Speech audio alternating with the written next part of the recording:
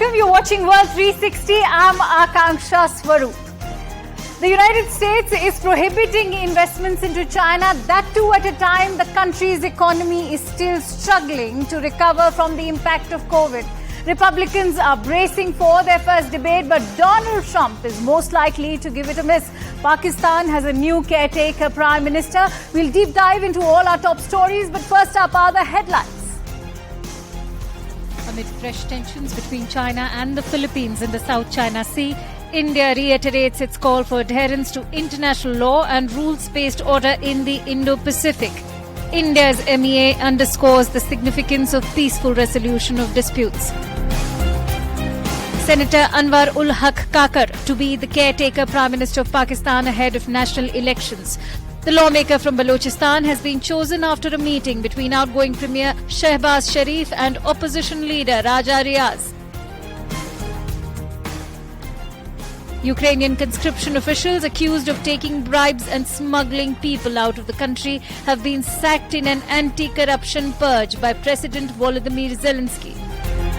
And Hawaii's Attorney General opens investigation into official response to deadly wildfire. This as the island state grapples with the worst disaster as deaths continue to rise. Now, the United States is bracing up for the first Republican presidential debate. It is all set to happen in Milwaukee at the end of this month. While some have made it to the final list, many are still scrambling. Interestingly, one of them is Donald Trump. Before we analyze Trump's presidential prospects, let me also brief you about who's made it to the list. These candidates are Florida Governor Ron DeSantis, former U.S. Ambassador to the UN Nikki Haley, entrepreneur Vivek Ramaswamy, North Dakota's Governor Doug Burgum, and South Carolina Senator Tim Scott. It should be noted that these candidates have met all the three criteria, which means that the contender should have the unique donor threshold, polled well enough in qualifying surveys, and signed the pledge to support the party's eventual nominee. Here's who partially qualified because they have still not signed the pledge. Former New Jersey Governor Chris Christie, former U.S. Vice President Mike Pence, and former U.S. President Donald Trump. So why is Trump missing from the list? After all, it's just a signature away. Interestingly, it was long ago that Trump satisfied the polling and donor requirements, and yet he's missing from the final list. But reports indicate that Trump is now considering boycotting and holding a competing alternate event. Trump's campaign advisors have said the former president has not made a final decision about the debate, but based on his recent statements, he's unlikely to appear with the other candidates, especially when the rest are only trailing behind him. Moreover, will Trump be able to navigate his legal woes to make it to the final run? This despite 3 criminal indictments. And that brings me to the big question. Are Donald Trump's presidential hopes in hot water? Let me quickly bring in my guest. I'm joined in by Corinne Clark, who's a conservative strategist. Many thanks to you, Corinne, for joining in. Now, the big question is, will Donald Trump's absence from the first GOP debate not place him at a disadvantage? And is it a deliberate ploy by him to escape attacks, especially with regards to his legal issues from his Republican rivals? I think either way, whether Donald Trump attends the debate or not, we know that a lot of the topic of conversation will be about Donald Trump.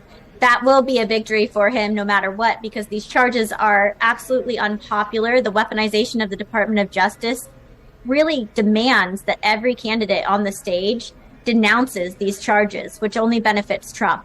So whether he's there or not is a little bit irrelevant at this point. I think it'll benefit him either way. Right. Corinne, Trump's the other Republicans have also capitalized on Trump's legal woes. It's also perceived that they are trying to model themselves as other Trump-friendly alternatives, whether that's a Ron DeSantis, even a Vivek Ramaswamy, or a Mike Pence. Do you see any of the other Republican rivals now emerging as that alternate to Donald Trump? I think that the voters have made themselves clear so far that there is no alternative to Donald Trump. Trump supporters are with Trump. I know that's how it is for me. I am a Trump only Republican at this point. And we'll see that as Ron DeSantis has increased his visibility in the media, his popularity has only gone down. I think his popularity was so tied to Trump's image that when he came out against Trump, he took an immediate hit, and he has not been able to recover from that. I think we'll see candidates like Vivek actually gain a lot more ground than Ron DeSantis will. He's stayed pretty steady, and other candidates continue to climb. Mike Pence qualified for the debate, and I think that's about the height of his campaign. All right. Corinne, does it matter legally whether or not former President Trump believed the lies he told about the 2020 election? Can ignorance be used as a defense for him? And how much rests upon the January 6 case in terms of Trump's presidential prospects? All right. We seem to have lost connection with Corinne on that note. Let me also bring you more news coming in from the United States. On Wednesday, the U.S. President Joe Biden signed an executive order, one that will prohibit new U.S. investments in China in sensitive technologies. Let me break down the key takeaways of this order. It pertains to technologies like computer chips and requires government notification in other tech sectors. And with the authorization of this long-awaited order, the U.S. Treasury Secretary will finally be able to prohibit or restrict U.S. investments in Chinese entities in 3 sectors. They are semiconductors and microelectronics, quantum information technologies, and certain artificial intelligence systems. The administration has not given any specifics, but the proposal is open for public input. The order prevents American capital and expertise from helping China, this to develop technologies that could support its military modernization and undermine U.S. national security. Now, China has said that it is gravely concerned about this order and that it reserves the right to take measures. It also said that this move disrupts the global supply chain. On that note, I bring to you an exclusive interview. CNN News 18's managing editor Zaka Jacobs spoke exclusively with U.S. Congressman Khanna on U.S. investment in China. Khanna has countered China's accusations of the U.S. disrupting global supply chains and deviating from fair competition principles. Listen in to what Khanna has to share. I do want to talk to you about a decision taken recently by the Biden administration, and that is to ban Chinese tech imports coming into the United States. And the U.S. and China have been going on this almost trade warish kind of situation when it comes to high-end electronics, when it comes to semiconductors. Could you explain the rationale behind that decision and what may be in it for India? Because India is hoping to be this +1, the China +1, when it comes to diversifying supply chains for companies around the world. Well, we have to be prudent. I mean, we invented the semiconductor technology. We can't be giving the advanced design, the advanced tools to China that they could then use that technology to build their navy, to build their military. As it is, China has the leading amount of ships. And so those are prudent export controls to make sure our most sensitive technology doesn't get to China. But I'm very excited about the partnership between the United States and India's defense. We're doing joint military exercises at the Malabar. We're doing joint exercises with the Navy. And speaking of China, a recent investigation by the New York Times has now revealed that media portal NewsClick has links to the Chinese government. According to the US-based newspaper, a millionaire named Neville Roy Singham is funding several news publications across the world, including India, only to peddle Chinese propaganda. The report reveals the ties of the American businessman with the Chinese government and his financial support to NewsClick. Citing the report, India's Information and Broadcasting Minister Anurag Thakur said that India has been telling the world since 2021 that NewsClick was a dangerous global network of Chinese propaganda that was spreading fake news. And now NewsClick's X's account was also suspended for allegedly violating the rules of Twitter. Remember, the news portal and its promoters, including its founder and editor-in-chief, Prabir Purkayastha, were raided by the Enforcement Directorate in September of 2021. Here's what the I&B Minister of India had to say. अगर मैं कहूं तो कांग्रेस, चीन, news click सभी एक भारत विरोधी गर्भनाल से जुड़े हुए हैं. Congress China, NewsClick, a part of a umbilical cord. और ये इससे सिद्ध होता है क्योंकि कुछ लोगों को तो ये भी आदत थी कि, और मैं नाम लेके भी कह सकता हूं, कि राहुल जी की नकली मोहब्बत की दुकान में चीनी सामान ये साफ नजर आने लगा है. Now, speaking of China, the world's second largest economy is in fact having a poor rebound. The country already slipped into deflation in the month of July, and the latest data now reveals that both the consumer price index and producer price index in China have experienced declines. In July, the consumer price index dropped by 0.3% year-on-year, marking its first decrease since February 2021. The situation is known as deflation. Let me also help you understand what deflation is. Deflation refers to falling prices of goods and services. It is caused by a number of factors, including waning consumption. And while cheaper goods may appear beneficial for purchasing power, falling prices pose a threat to the broader economy as consumers tend to postpone purchases in the hopes of further reductions. A lack of demand then forces companies to reduce production, freeze hiring, or even lay off workers and agree to new discounts to sell off their stocks. This dampens profitability even as costs remain the same. According to economists, ongoing turmoil in real estate, a sector that has long accounted for a quarter of China's economy, is the main source for this deflationary shock. Worries are resurfacing over China's real estate sector 2 years post Evergrande's debt crisis, and now Country Garden, a significant non-state developer, has also defaulted on dollar bond payments. It has even warned of losses up to $7.6 billion.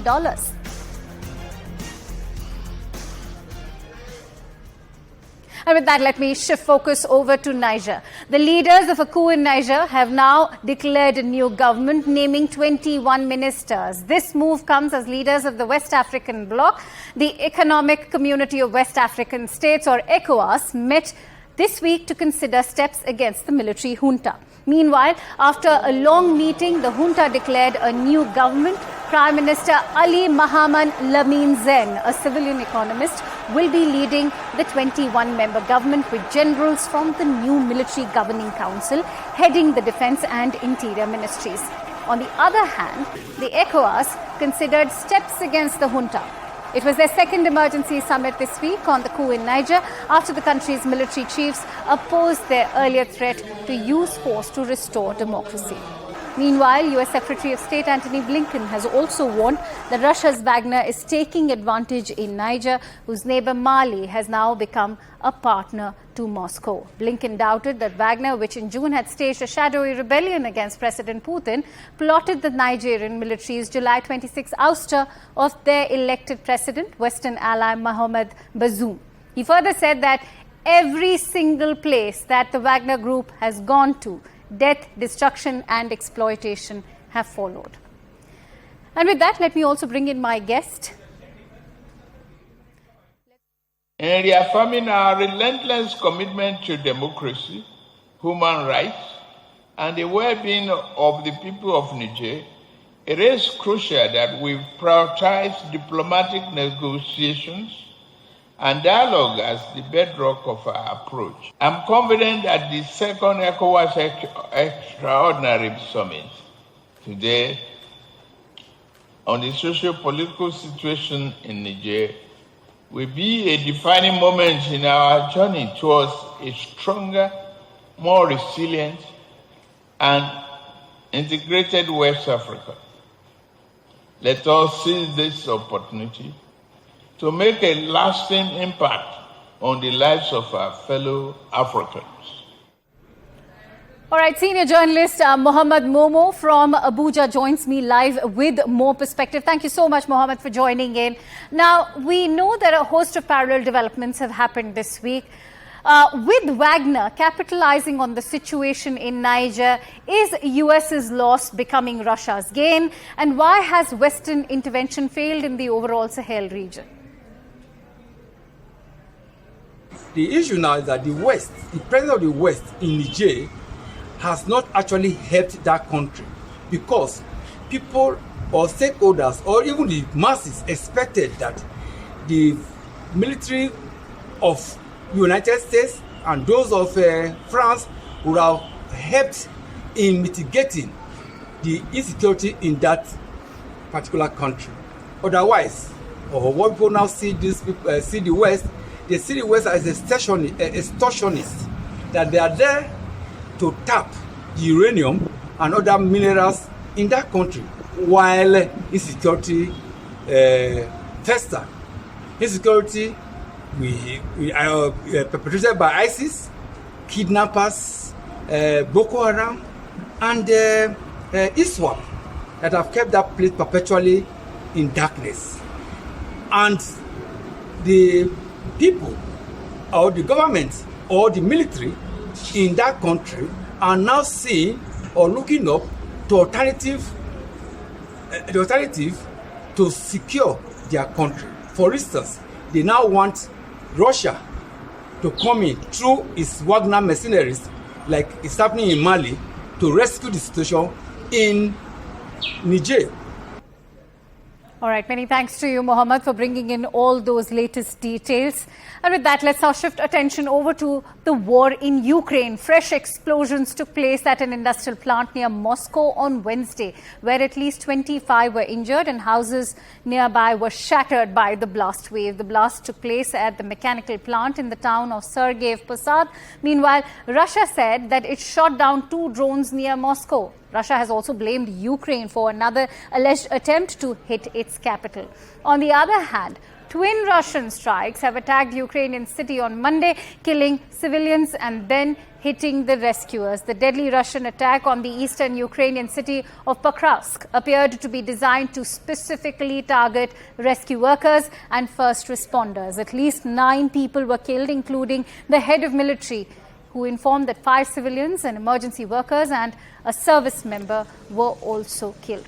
First responders who arrived on the scene to treat these wounded people and dig people out from under the rubble, and they also got targeted. The second missile struck a nearby popular hotel. The hotel building was empty and nobody was harmed. Remember, this was a double-tap missile attack, which is, of course, against the Geneva Conventions. And for that, let me also bring in Ben Aris, who is an editor. Federation have multiplied in strategic western and northwestern directions, a serious destabilizing factor in Finland joining NATO, and in the future Sweden too. After Helsinki joined the alliance, Russia's land borders with the bloc's countries almost doubled. On Finnish territory, it is likely that additional NATO military contingents and strike weapons will be deployed, capable of hitting critical targets in northwest of Russia at a considerable depth. There are existing risks associated with the militarization of Poland, which has become the main instrument of United States anti-Russia policy. Warsaw announced its intention to build, according to the Poles, the most powerful army in the contingent. In this regard, large-scale purchases of weapons have begun from the United States of America, Great Britain and Republic of Korea, including tanks, artillery systems, air defense and missile defense systems, and combat aircraft. Considering the armed forces of Eastern European countries, about 360,000 military personnel, 8,000 armored vehicles, 6,000 artillery systems and mortars, 650 aircraft and helicopters have been deployed in the immediate vicinity of the borders of the Union states of Russia and Belarus. The number of formations of non-regional states of the North Atlantic Bloc has increased 2.5 times since February last year and exceeded 30,000 people. These threats to Russia's military security require a timely, adequate response. All right, Ben Aris, who's the editor of BNE, joins me live right now. Thank you so much, Ben, for joining in. At a time, Ukraine is struggling to make progress in its counter-offensive. The Russian defense minister has also said that Russia will now be building up forces in its west to counter NATO. How are you assessing these developments, and how do you see the trajectory of this war going forward? Well, it's standoff, and at the same time, it's an escalation. I mean, you mentioned before that 50 new Leopard tanks are on their way from Belgium to the battlefield in Ukraine. The Leopard tanks are Germany's most modern and extremely effective tanks, better than anything that the Russians had. And at the same time, Biden just announced that he gave the okay for F-16, Ukrainian F-16 pilots to be trained. And if those planes arrive in the theater, then that's a very significant upscale of powerful weapons. And those planes can also carry nuclear bombs. And so the Russians will take that very seriously. And at the same time, we've seen Russia shell Ukrainian ports to the mouth of the Danube in order to cut off the grain exports to the rest of the world. And slowly, this fight is spilling over the Ukrainian borders into the surrounding countries. NATO has also announced that they're moving in troops, or at least Shoigu claims that they're moving in new strategic troops to Finland, which would be a complete reversal of Finland's long-standing policy of neutrality. So we're seeing this creeping escalation getting closer and closer to that red line, wherever exactly it lays, where the Russians say that they're under direct attack by NATO and then retaliate also outside of Ukraine into army bases in somewhere like Poland. And then all bets are off. I mean, who knows where it will go from there. Many thanks to you, Ben, for joining in with your precious inputs. And with that, it's time to slip into a quick break. Don't go anywhere, because we'll be back with the latest on the Pak political crisis here on World 360.